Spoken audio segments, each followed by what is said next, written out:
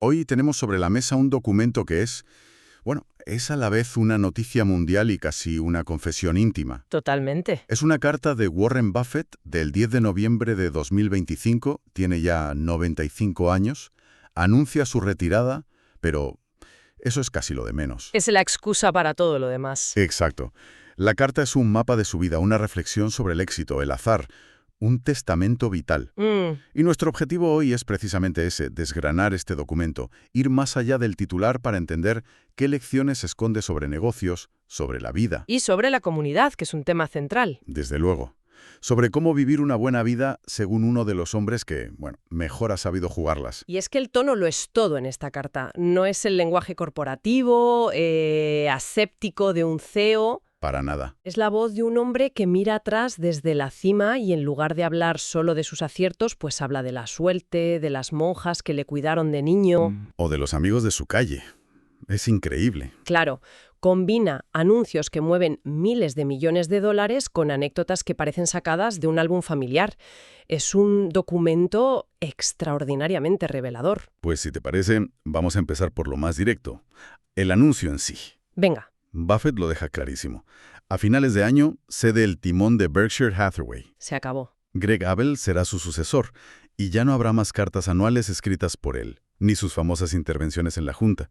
Solo va a mantener el mensaje de acción de gracias. Y ojo al detalle que lo acompaña. La donación, ¿verdad? Sí. Anuncia otra donación masiva de acciones a las fundaciones de su familia. Es como decir, se acabó la era de acumular, ahora toca repartir de verdad. El mensaje es potentísimo.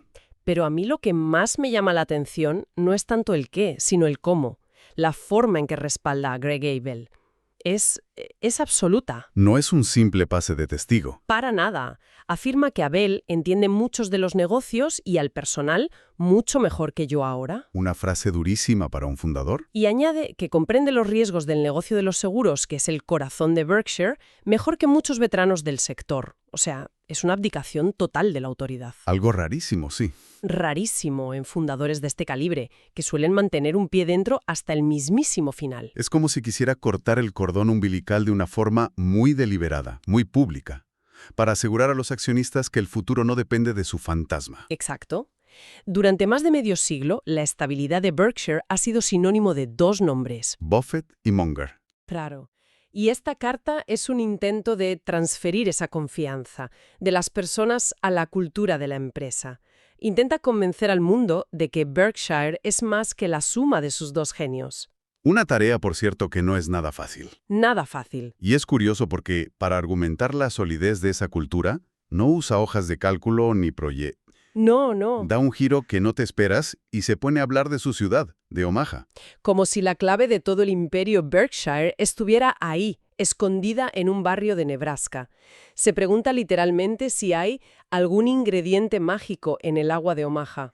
Es una defensa apasionada del poder de las raíces, de la comunidad. Y usa su propia vida como el principal argumento. Me fascina esta parte. Empieza con Charlie Munger, su socio durante 64 años. Fíjate en la historia. Resulta que Munger, en los años 30, vivía a una manzana de la casa de Buffett. A una manzana. Incluso trabajó en la tienda de comestibles de su abuelo. ¿Pero no se conocieron? No se conocieron hasta 1959. Sus vidas corrían en paralelo, separadas por unos pocos metros. Es una idea muy potente, ¿no? Sobre cómo el talento puede estar literalmente al lado de casa y no en un centro financiero a miles de kilómetros. Y sigue. Don Keogh, que llegaría a ser presidente de Coca-Cola, vivía justo enfrente de su casa. Y aquí cuenta la anécdota. No se puede resistir. La del desastre de la New Coke. Keogh tuvo que salir a pedir perdón públicamente y confesó, con una humildad brutal, que todo el correo que llegaba a la sede de Coca-Cola dirigido al idiota supremo Se lo daban a él. se lo entregaban directamente en su despacho. Es una lección impagable sobre escuchar al cliente. Y sobre el humor. Y sobre la importancia del humor para sobrevivir a los errores, desde luego. Pero a ver, esto es la contracorriente de todo lo que se enseña hoy. Se habla de networking global, de ir a Silicon Valley, a Wall Street. ¿La lección aquí es que ese modelo es erróneo? Buena pregunta. ¿O es que Buffett es una excepción tan anómala que sus reglas no le aplican a nadie más? Yo no creo que sea una crítica al modelo global, sino más bien un recordatorio de lo que se pierde con él. ¿El qué se pierde? La confianza. Buffett construyó un imperio valorando la confianza a largo plazo, esa que solo se forja con la cercanía, con el tiempo. Menciona a Stan Lipsey, a Walter Scott Jr., todos amigos de Omaha cruciales en la historia de Berkshire. Claro. Su argumento es que ese ecosistema de confianza le dio una ventaja competitiva enorme. Podía tomar decisiones de miles de millones con una llamada porque conocía a esa gente desde hacía décadas. Eso no se puede replicar con una red de contactos en LinkedIn. Exacto. Es una oda a lo local en un mundo que está obsesionado con lo global. Y esa conexión con su pasado, con su lugar, se ve en la que para mí es la historia más personal de toda la carta. La de la apendicitis. Sí, cuando tenía 8 años y casi se muere en 1938. La forma en que lo cuenta es fascinante. Sí, describió al médico que le salvó, a las monjas del hospital, pero el detalle que lo cambia todo es el del set de detective. Exacto. Su tía le regala un kit para tomar huellas dactilares y él, en la cama del hospital, se dedica a tomarles las huellas a todas las monjas que le cuidan. ¿Ya apuntaba maneras? Su lógica infantil era que, si alguna vez una de ellas se volvía mala y cometía un crimen, el FBI no tendría sus huellas, pero él sí.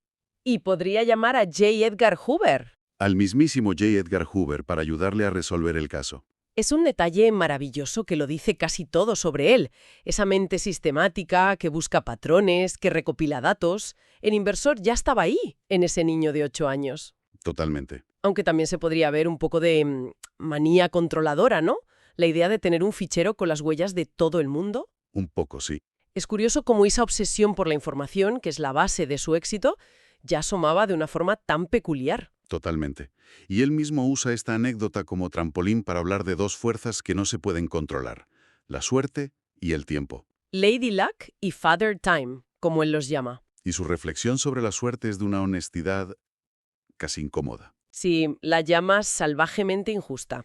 Y reconoce su privilegio con una frase que es un puñetazo. Dice, nací en 1930, sano, razonablemente inteligente, blanco, hombre y en América. ¡Wow! Es una negación absoluta del mito del hombre hecho a sí mismo. Claro, te está diciendo, miren, empecé la carrera a pocos metros de la línea de meta. Es una admisión muy poderosa, sobre todo viniendo de un ícono del capitalismo americano, y contrapone esa suerte que él considera inmerecida con el padre tiempo. Al que describe como invicto. Y admite sin tapujos que el tiempo ya le está ganando la partida. Le falla el equilibrio, la vista, el oído, la memoria. Y si conectamos esto con lo demás, esta doble consciencia, la arbitrariedad de la suerte y la certeza del tiempo, es el motor filosófico de su filantropía. Por eso acelera las donaciones. Claro, no es solo que sea mayor, menciona que sus hijos ya tienen más de 65 años. Y su frase gobernar desde la tumba no tiene un gran historial es la clave de todo. No quiere un legado rígido. Confía en que sus hijos, viviendo en un mundo que él ya no verá, sabrán adaptarse mejor a las necesidades del futuro. Es un acto de humildad y de confianza. Enorme. En la siguiente generación. Y esa mirada al futuro también incluye lecciones. Lecciones muy duras aprendidas a lo largo de su carrera. No son solo recuerdos, son advertencias muy directas. Sí, son dos bombas de relojería que deja sobre la mesa del gobierno corporativo. La primera, sobre el declive del CEO. Advierte del peligro inmenso que supone tener a un directivo que empieza a sufrir demencia o Alzheimer, y que la junta directiva no se atreva a actuar. Ya sea por lealtad, por miedo. O por no querer ver la realidad. Y lo más impactante es que admite, Charlie y yo cometimos ese error. Una confesión brutal. No dice dónde ni con quién, pero lo deja caer. Es una confesión que debería estudiarse en todas las escuelas de negocio. Reconocer un error de omisión de esa magnitud que pudo costar miles de millones es... De una valentía extraordinaria.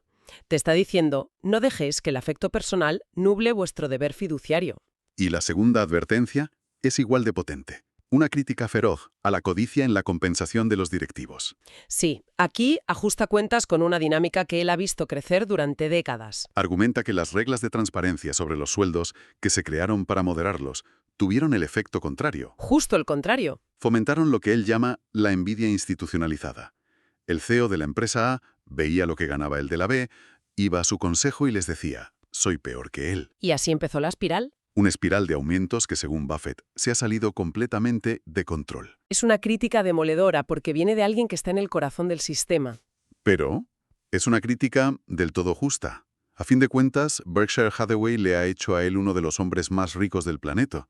No hay una pizca de haz lo que yo digo, no lo que yo hago. Es una pregunta excelente y creo que él se sentiría cómodo respondiéndola. Sí. Su salario en Berkshire ha sido de $100.000 anuales durante décadas. Una cifra simbólica.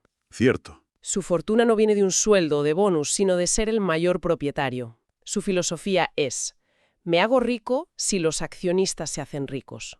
Lo que critica es el modelo del CEO empleado que exige sueldos desorbitados independientemente del rendimiento. Entiendo la diferencia. Él diferencia entre la recompensa por crear valor como propietario y el salario extraído como gestor. Desde esa perspectiva, su crítica es coherente. Vale, tiene sentido. Y para ir terminando, la carta se aleja de los negocios y se centra en lecciones de vida, casi como un abuelo sabio. Y usa una historia fantástica, la de Alfred Nobel. Una historia que define lo que significa la palabra legado. Cuenta que Nobel, el inventor de la dinamita, leyó su propio obituario por error.